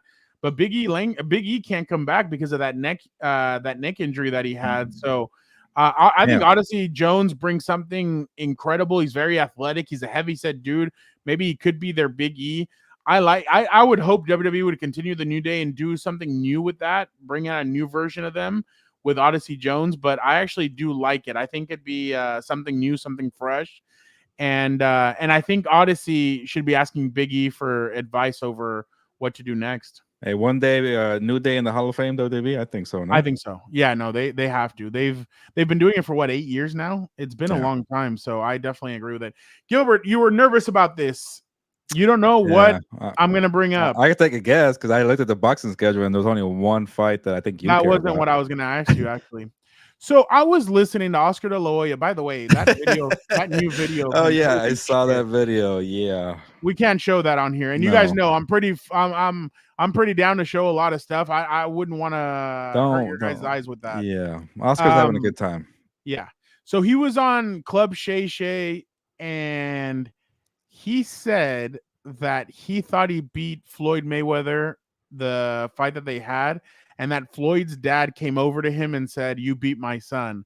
Gilbert, is this true? Do you feel like in that fight with Floyd, he beat him? What's weird about that fight? A lot of people thought that Oscar won. A lot of people thought that to me, it felt like at the time there was just so much hate from Mayweather, and I'm like, I don't see it. I think Mayweather did a good amount. It wasn't like a total mismatch, but like you could tell Mayweather was in his prime. Yeah, De La Hoya was, bigger, obviously older, but you could tell Mayweather was picking him apart. It wasn't like to the point where Mayweather destroyed Canelo. I'm sure Oscar reminds Canelo that, hey, I did better against Mayweather than you did. But I don't get this robbery thing where Oscar thought he beat Mayweather. I thought it was flat out clear to me that Mayweather won, and that's why Mayweather went on to become the money man that he was, because I think it was clear. It's just he annoyed a lot of people with the. By the way, I like that Oscar called that Floyd for having the sombrero backwards. Yeah. So he annoyed people with the sombrero and the Mexican flag, which I hate that people keep trying to do it. Like, no, it only happened once with Mayweather. He was smart to do it back then, but everybody wants to come out with the Mexican colors to gain that Mexican audience or hate, because they do watch and they do pay. Shout out to the Mexican boxing fans there. But no, I don't get what Oscar's talking about. And as we see, Oscar's having a good time, and maybe he's trolling everybody. So these are basically Oscar questions because I was interested to hear his interview. He also said that he felt a lot of backlash from people because he beat Chavez, and that a lot of people were like, no, he's not really Mexican. He's just he's an American. He's this, he's that. Is that what you felt like that really did happen? Oh, yeah. He kind of went heel a little bit because of it. I don't know if Oscar promoter is a good heel. Oscar the fighter, it just couldn't be a heel because he kind of, I don't know, I shouldn't say this, but he talks a little not tough. And he has a pretty boy face. He won the gold medal. He's a golden boy. He's it's same thing. Canelo Alvarez gets hate in Mexico because he's not. Like, obviously, I think Canelo had a rough upbringing, but he's not straight. He's not a rough guy, a tough guy. Yeah. He's more of a pretty boy, like Canelo, obviously, things like that. But De La Hoya did get a lot of hate from one, because also like it's tough for a Mexican American. What's that line that's Edward James almost said in Selena? You're not Mexican enough for the Mexicans. You're not American enough for the Americans. So you're like in the middle, right?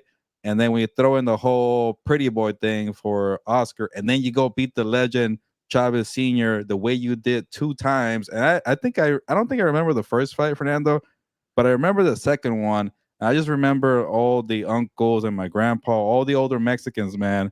They really wanted Chavez to win. They hated De La Hoya, and I'm like in the corner, like, go De La Hoya, because he's Mexican American. He grew up nearby East LA, and I was going for him. And when he won the fight, I was talking crap, like, yeah, my guy won, even though I wasn't calling him my guy at the time. But that's how vicious it was, the rivalry. But Chavez was on the way out and things like that, and also De La Hoya was older. It just happens. But I thought that was a big moment in boxing history where the torch was passed to the next iconic star. He's not from Mexico, but I think we're getting to that point where Mexican Americans are, I guess, considered good enough to be in the eye of like the pay-per-view fights in Mexico. I'm sorry, Mexican audience. Like, I think De La Hoya did a good job, even though he was hated and he wasn't born in Mexico. He was a big time pay-per-view draw. Mexican Independence Weekend, Cinco de Mayo. He did that, and he wasn't born in Mexico. Dante was telling me that in the first one that everybody knew that that Chavez was told not to fight, that he had a gash, and that Oscar knew it, and that he just went at that gash the whole time. But speaking of that, and Dante was saying that the bets were too big in Vegas, and they're like, no, like, you have to go out there and perform. And Chavez had a lot of pressure. Let's just leave it at that. Yeah. He also said that he kind of discovered Canelo. Would you agree with that? Chavez Sr.?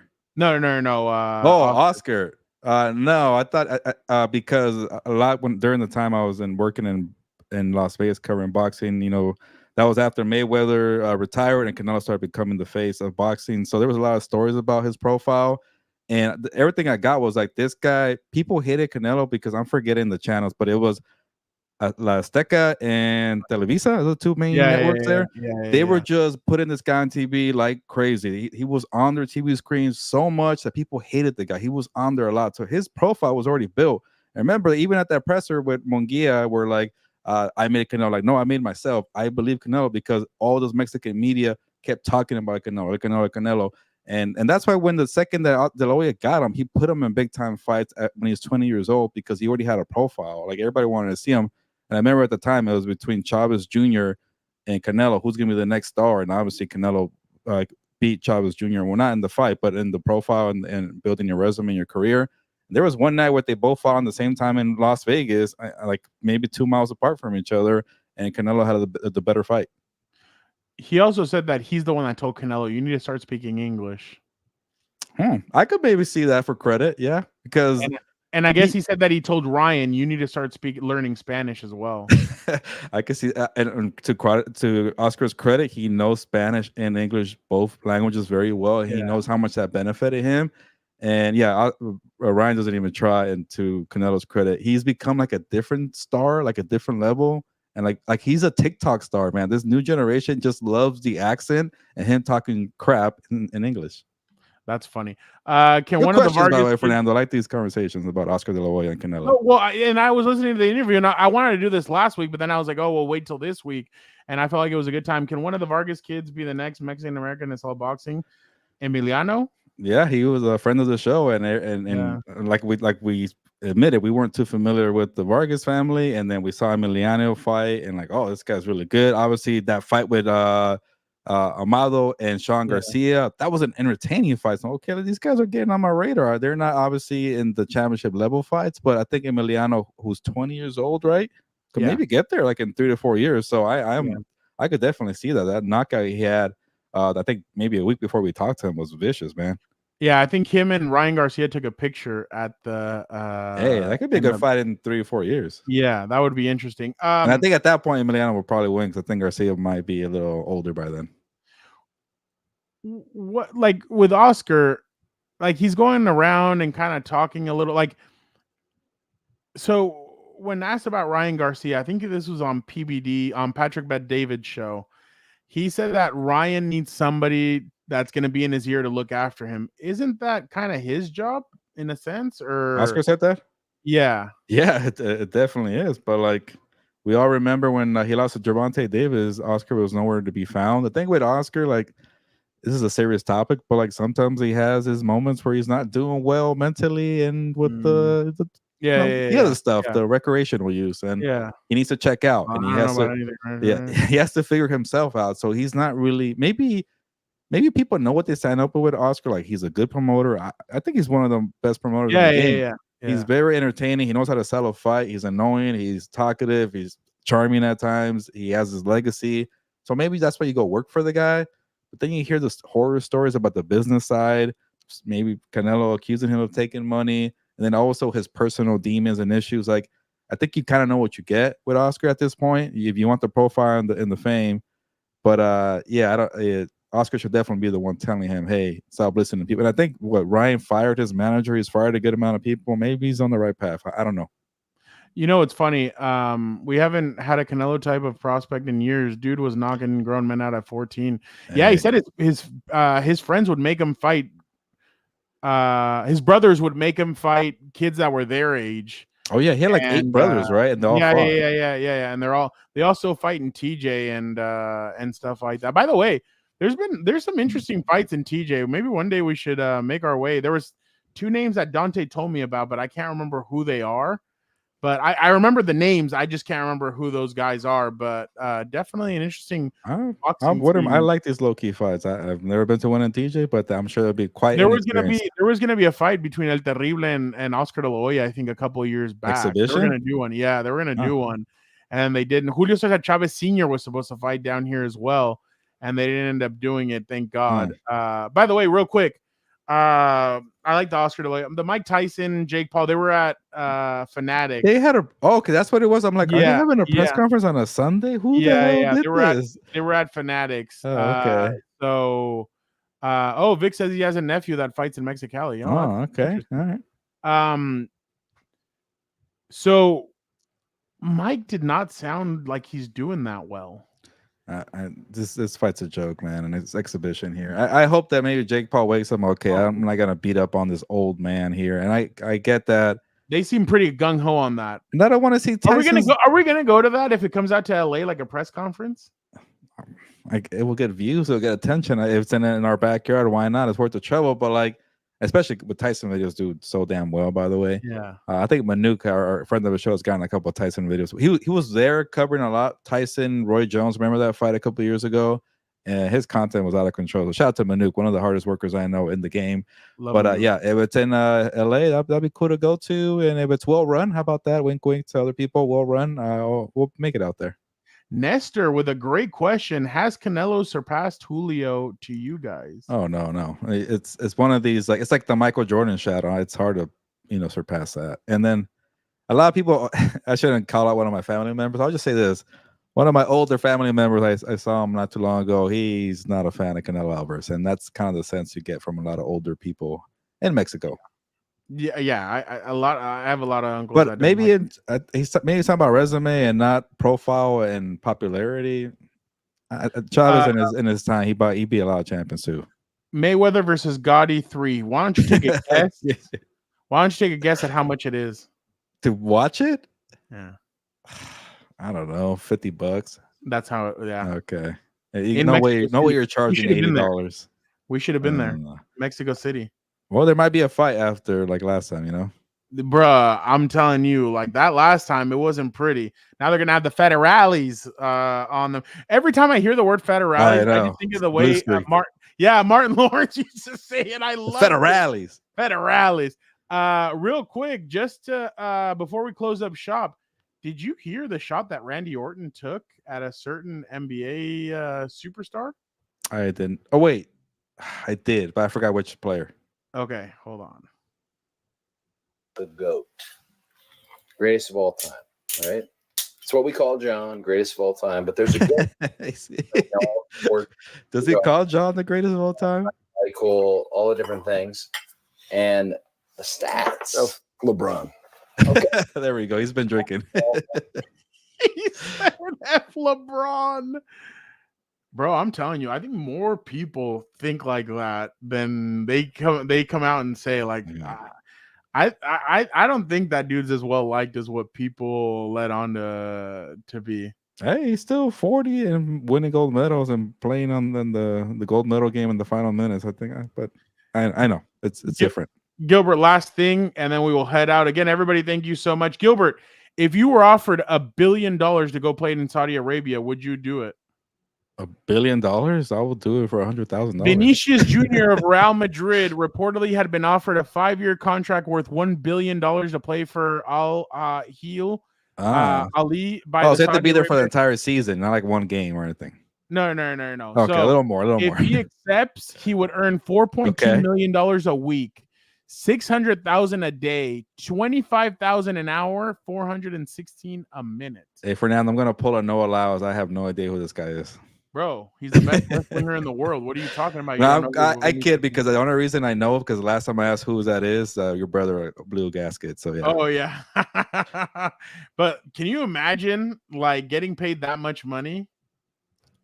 Dude, that's why I'm not a big soccer fan, but wink wink, if I have a kid, soccer would be the way to go. A lot of money. Which one? Tell me which one. I think I know what you're talking about, but I don't know which one you're talking about. I think I do, but I don't think you do. I do. Yeah, no, this is ridiculous. Like, can you imagine all this much money like being thrown around in the world of soccer? I mean, soccer is ridiculous. Like the amount of money that they throw out there and everything is freaking nuts. But baseball and soccer, those are the sports. He's only 23 years old too. So I think that's the reason why he doesn't want to go. I don't remember this. Vic, which one is it? Look it up and let's see. Can you send me a link or something? Because I'll remember real quick. Gilbert, Tom Brady spoke about why it's so hard for while Vic gets that why it's hard for what what rookie quarterbacks face today. There used to be college programs. Now there are college teams. You're no longer learning a program, you're learning a playbook. And the program is ultimately like at Michigan, for me, that was a pro-style program. 5 years, I got to learn how to drop back pass, to read defenses, to read coverages, to be coached. I had to learn from being 7th quarterback on the depth chart to moving up to 3rd to ultimately being a starter.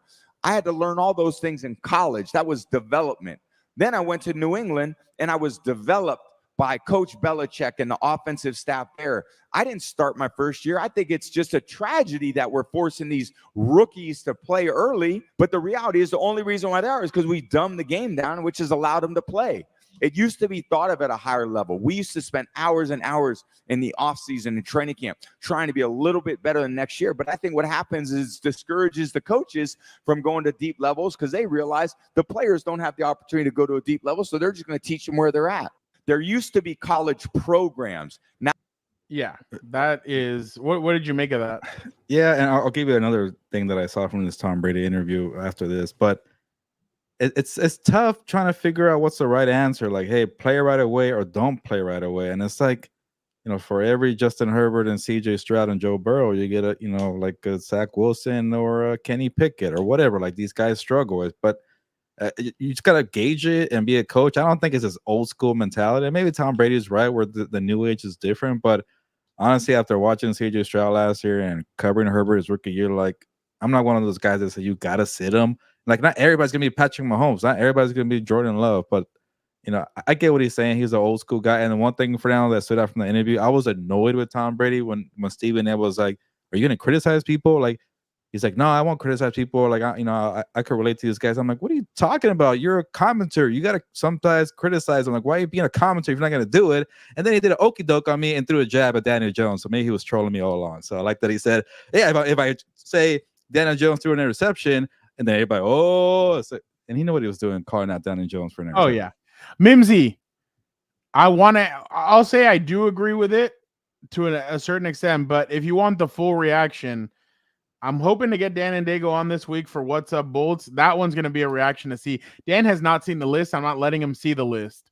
So that's going to be an interesting reaction. Yes, so Jesse. Old man yelling at the clouds. Tom Brady. Last one. I don't know if you have any plans on getting hitched, but this guy may be in the future with what he's doing. Listen to this, Gilbert. All right, TikTok, tell me if I'm tripping or not. So me and my fiance, we are getting married, right? And to be a part of our wedding, you have to pay $450 for a ticket. Whoa, that's more than the Sunday ticket. So we invited friends and family to our wedding. Tell me why everybody that we invited has declined the invitation. We already have spent 100. Chad, is he wrong for almost this? close to $200,000 on the wedding. We have already pre-ordered the cake. We already put down a deposit for the venue. We've already got the wedding dress, everything. We pay for everything for the wedding, DJ, photographer, everything for the wedding. And what I don't understand is that y'all spend 400 more money on stupid stuff, but you can't come out to support your family and your friends at a wedding. Like, tell me if I'm wrong. Tell it, like, is we wrong? We like let me. Chad, are they wrong? What do you guys think? Do you think he's wrong for charging his guests $450? Well, first of all, is it a destination wedding? Each. Because if you're doing a destination wedding, you're probably paying more than $450. So I give my man a point there. If it's not a destination wedding, then we'll see.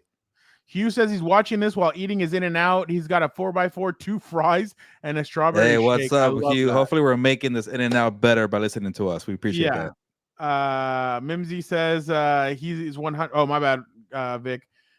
He is 100% wrong for this. I'd never pay to go to a wedding. No. Well, you do pay. Destination.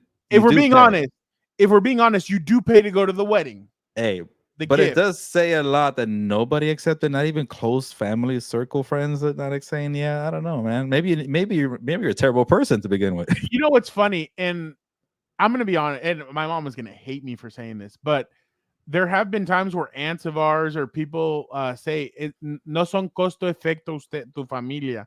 We're not cost effective. Like you bring one gift, but it's 5 people that come to the party or come to the this. You guys are gonna eat and consume more than whatever you're gonna pay for the gift.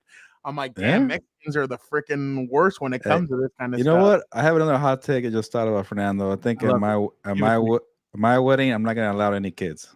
No children. That's not a hot take. Okay. That's not a hot take. Nobody, I don't want nobody crying. Go find a babysitter. Yeah. It might cost you $450, but not at my wedding. No. That okay, good.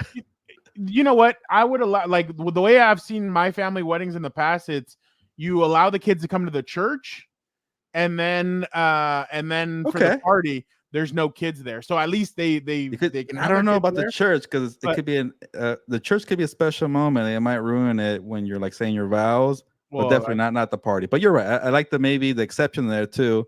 We're like, okay, now your maybe vows you could would be interesting because you're not a guy that really says your feelings all that much.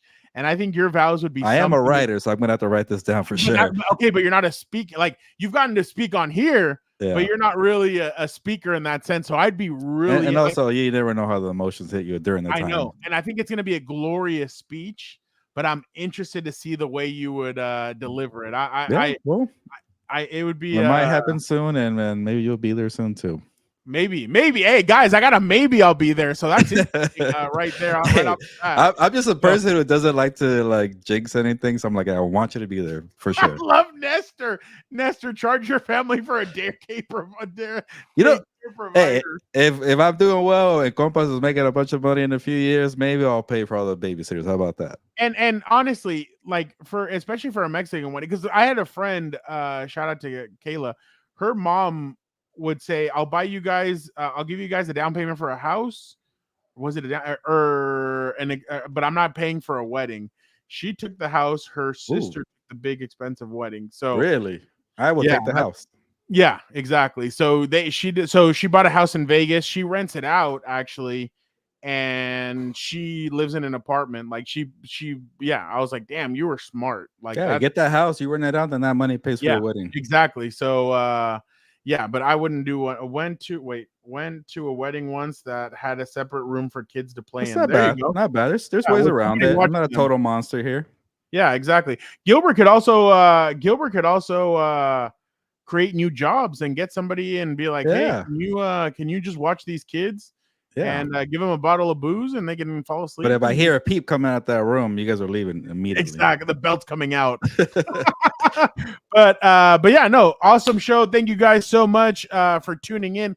Thank you so much to Eric D. Williams. Guys, if you guys did not check out that interview, make sure you guys go back and check it out. If not, tomorrow we will be releasing the full interview. So make sure you guys are hit the notification button so you guys know. Guys, that notification button now with Twitter acting up and everything, or X or whatever the shit you want to call it, with all that acting up, you guys are going to want to hit that notification button so you guys know when we go live.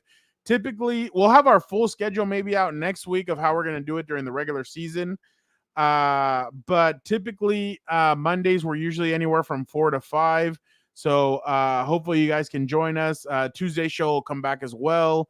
But we'll get into more details next week. But hopefully you guys hit that notification button and you guys are jumping in, and so we can have awesome discussions on Mondays and Tuesdays. Yeah. So yeah, it's been a great show. Eric brought the fire today. He was really on one. So Hugh, enjoy your in and out. I will watch the replay. Sorry, I missed it due to yard work. What's up, Brett? We'll hit the like and rewatch for sure. Brett, thank you so much. That is awesome. But yeah, hit the notification button so you guys get the alerts from when we're going to go live. Again, we apologize that there was no extra. There was no Victor producer and no Dan and Dago. We apologize for that. We are working on contracts with Victor and Dan. That's why they're I know. right now. Yeah, exactly. So one's easier to navigate than the other. Everybody already probably knows who we're talking about, but again, thank you guys so much. Thank you to Eric. Thank you to Hugh, to Brett, to Nestor, to Mimsy, to Jesse. Thank you to Leo. Thank you to DZ. Thank you to Jorge. Thank you to Nick. Who's the Rams fan Delbert. Thank you, Delbert. So you're up with Al G fella at the start the show. Yeah, no, Michael, DJ Phono, thank you guys so much. You guys are honestly a good amount awesome. of names too. I haven't seen in a minute, so that's pretty cool. We're getting new people. Nestor I hadn't seen in a while, so I'm glad Nestor was back. But guys, again, we're gonna be doing football, we're gonna be doing combat sports, we're doing it all. So make sure you guys tune in. We appreciate you guys so much.